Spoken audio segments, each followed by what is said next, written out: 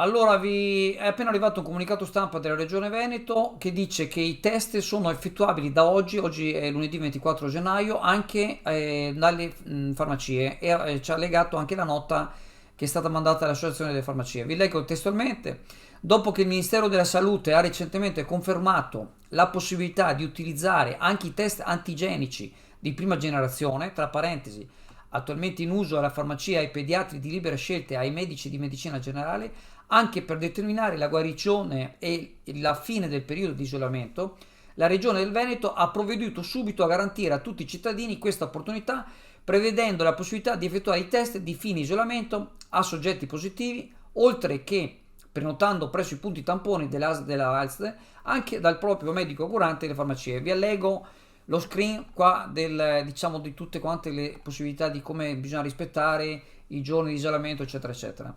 Ecco, mi permetto, abbiate pazienza perché ormai oggi lunedì è iniziato un po' in una maniera un po' pesantina per tutta una serie di cose, per fortuna meno di tante altre persone che non se la stanno passando bene per tante motivazioni ben più gravi, ma abbiamo postato questa mattina che stanno predisponendo in Val d'Ario no, il prefabbricato, insomma il tendone, la tenda per spostare il centro tamponi dall'ospedale di Chioggia a Val d'Ario, in modo anche che ci sia la possibilità di arrivare con la macchina.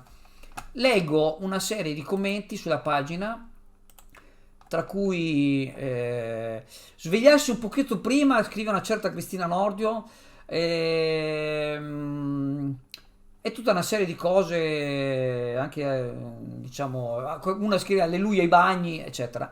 Allora, premesso che siamo tutti in tensione, ci sono un sacco di problemi, e chi è positivo sta aspettando sto benedetto il tampone per poter tornare a lavorare, ci sono una serie di difficoltà.